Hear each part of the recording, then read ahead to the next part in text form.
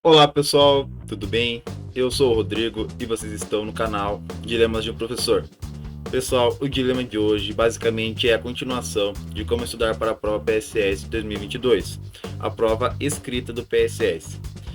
No vídeo passado a gente parou na questão 20, hoje então vamos continuar da 21.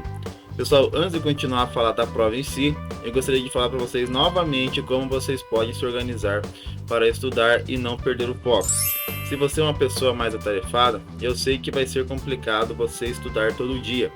Então você tem que se organizar e definir quantos dias na semana você irá estudar. Por exemplo, eu sou uma pessoa que não gosta tanto assim de estudar e não tenho tanto tempo. Eu vou estudar apenas 2 dias na semana. Então você vai fazer um cronograma de 2 dias na semana. E como que você vai fazer esse cronograma? Tem a prova, tem a parte do conhecimento comum e a parte do conhecimento específico. Você sabe que são 8 questões do conhecimento comum e o restante 32 conhecimento específico. Então, por exemplo, seria interessante você fazer o seguinte: estudar um dia conhecimento comum e 2 dias conhecimento específico. Um dia comum, 2 dias específico. Como que faz esse rodízio? Basicamente não importa o dia da semana que você vai estudar e não importa a rotatividade. O que importa é você sempre estudar o próximo conteúdo que você estudaria. Não importa se você pulou algum dia, não importa se você pulou a semana. Então, por exemplo, eu vou estudar na segunda e na quinta. Segunda-feira eu estudei conhecimento específico, quinta-feira eu acabei pulando. Vou estudar apenas na segunda-feira da semana que vem. Então eu vou estudar conhecimento comum, entenderam? Vou estudar conhecimento comum uma vez e o conhecimento específico 2 vezes, tá certo? Então você sempre vai fazer nesse sentido de rotatividade. Uma vez conhecimento comum, 2 vezes conhecimento específico. Isso é muito variável também. Se você tem mais dificuldade no conhecimento específico, você pode colocar 3 dias conhecimento específico e um dia conhecimento comum. Aí fica a critério de vocês. Pois bem, pessoal, sem mais enrolação, vamos aqui para a questão 21. O Sistema de Informações Geográficas, SIG, também conhecido como GIS, tem o QGIS também, né, gente? É uma inovação versátil que armazena informações geográficas, auxiliando a análise de informações espaciais e facilitando a produção de mapas digitais. Sobre o GIS, analise as afirmativas a seguir. Pessoal, chegamos numa questão muito importante, que fala sobre as tecnologias aplicadas na geografia. Como vocês podem perceber, o nome da área do conhecimento que encaixa a geografia é Ciências Humanas e Sociais Aplicadas e suas tecnologias. Então aqui não seria diferente. Na hora de estudar para a prova, não se esqueça de estudar também as novas tecnologias aplicadas na geografia. Pessoal, eu já vi alguns vídeos de pessoas falando que a prova anterior do PSS, que no caso é essa, serve para estudar. E não está errado, né? Porém, eu não colocaria dessa maneira que você vai utilizar a prova para estudar, tá? A gente está utilizando sim a prova para estudar, mas não é da maneira que é posto. A gente está usando a prova anterior para observar quais conteúdos que caíram na prova anterior, para a gente poder ter mais ou menos uma base do que estudar, tá? Então não distorçam essa questão, né? Porque eu vejo algumas pessoas falando que é só estudar as mesmas questões que a prova vai ser parecida. Não necessariamente, a gente não vai estudar a questão em si, a gente vai identificar o tema da questão e vai estudar aquele tema, né? A gente não vai estudar especificamente o SIG ou o GIS, né? Porque a gente sabe que não vai cair uma resposta, uma pergunta igual, né? Não confundam aí, tá, gente? Vamos aqui para 22. Pessoal, então na questão 22 fala o seguinte: observe a tabela com os diferentes tipos de processos de instabilidade gravitacional. Você não vai estudar a questão em si, você vai observar que tem uma questão na prova sobre instabilidade gravitacional. Temos aqui então alguns fenômenos, alguns desastres naturais, podendo ser colocados dessa maneira, e aqui está pedindo a sua relação. Se o desmoronamento, que o material comum é a Terra, Terra com T maiúsculo fica estranho, né? Porque a gente pensa que é planeta Terra, mas enfim, eu entendi que é segmento de Terra. Velocidade típica, lenta, né? Então temos aí todas as alternativas. Você não vai estudar necessariamente essa questão, né? A questão não vai ser parecida com essa, mas você vai estudar o tema da questão.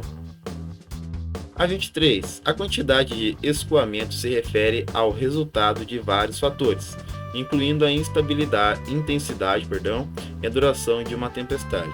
O número 1 na imagem apresenta as seguintes características: solo profundo, vegetação densa, leitos rochosos, fraturados e declives suaves. O número 2 apresenta os solos finos ou ausentes, vegetação escassa e encostas íngremes. Então temos aí uma imagem, uma representação com várias informações. E temos também aí as alternativas. Você não vai estudar a questão em si.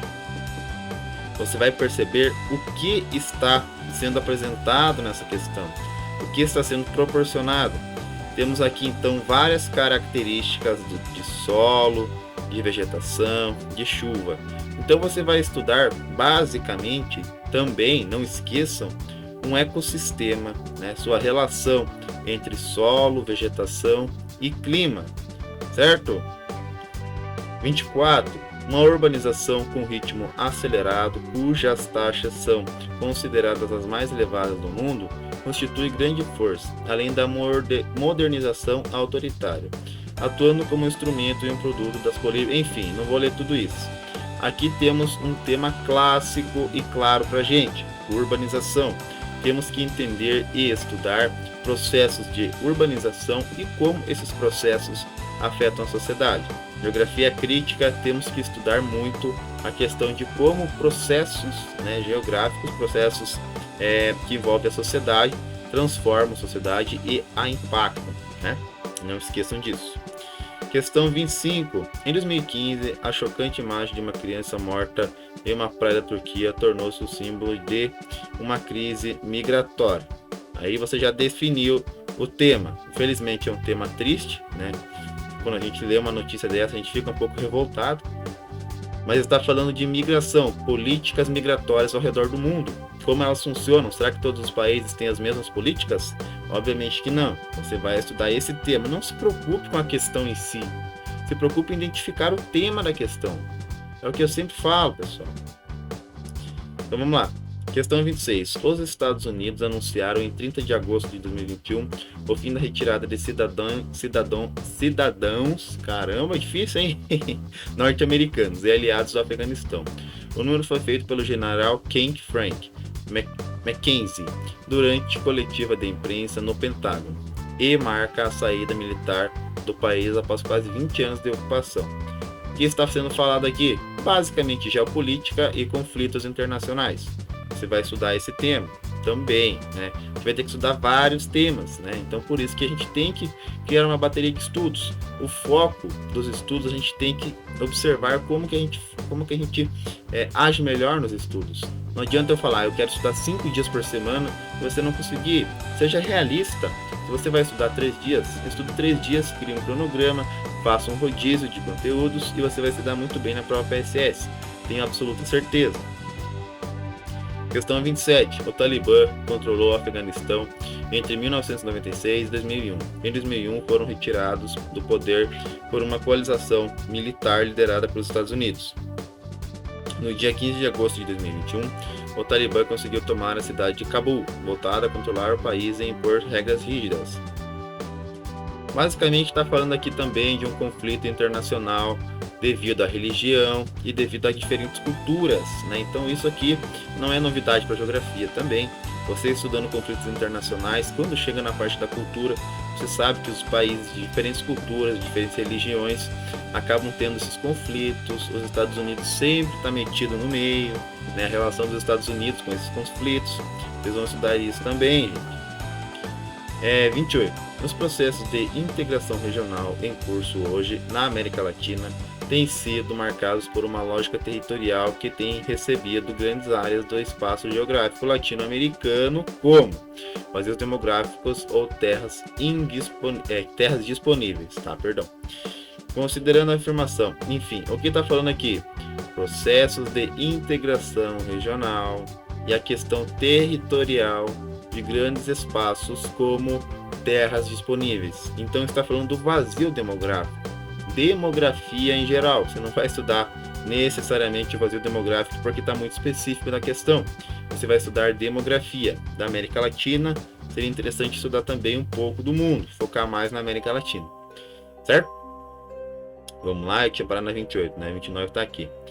No limiar do século XXI, as ciências, particularmente as sociais e as humanas, como geografia, são desafiadas a discutir as relações, os processos, as estruturas econômicas, políticas, geográficas, históricas, culturais e sociais em escala global. O pensamento científico, em suas produções mais notáveis, elaborado primordialmente com base na reflexão sobre a sociedade nacional, não é suficiente para aprender a constituição e os movimentos da sociedade global. O paradigma clássico das ciências sociais foi constituído e continua a desenvolver, com base na reflexão sobre as formas e os movimentos da sociedade nacional. Mas a sociedade nacional está sendo recoberta, assimilada ou submida pela sociedade global. Subsumida, errei a palavra. A sociedade global apresenta desafios. Bom, basicamente aí é um textinho para dar um contexto para a gente, mas está falando da sociedade globalizada, como que acontece a globalização nas diferentes culturas. Então você vai estudar globalização, tá? Os processos da globalização. 30. Atualmente, não é incomum depararmos com aqueles que defendem o fim do rural. Aqui já falou tudo, né? Endossando a teoria da urbanização completa, uma outra vertente. Aqui está falando também da questão do êxodo rural e da questão da urbanização, como pode ser prejudicial aquelas pessoas que defendem extremamente a questão da urbanização completa, que não defendem que o meio rural deve ser mantido, né? Então, vocês vão estudar essa questão também. Essa questão é um pouco mais específica. Vocês vão estudar mais a questão do rural versus o global, né? Para ser mais amplo e vocês não correrem o risco de estudarem de uma maneira equivocada. O período da globalização é marcado pela formação de diversos blocos econômicos. Um dos mais importantes, a União Europeia, é formado por 28 países que praticam livre comércio entre si e facilitam o trânsito de sua população. Entretanto, em 2020, esse bloco econômico vivenciou uma crise política e econômica, com a saída de um de seus principais membros, ficando conhecido como Brexit. Dos membros relacionados, deixou a União Europeia em 2020. Suíça, Bélgica, Alemanha ou Reino Unido. Então essa questão é muito específica. O que você deveria estudar no lugar de estudar exatamente a questão da União Europeia? Estudem as alianças internacionais. Então aqui temos a União Europeia, que é uma aliança internacional entre 28 países. Porém você não vai estudar exatamente a União Europeia, porque você sabe que não vai cair uma questão assim. Então estude as alianças internacionais. Pessoal, estamos quase chegando na questão 40. Eu vou dar uma acelerada para mim não matar vocês de tédio.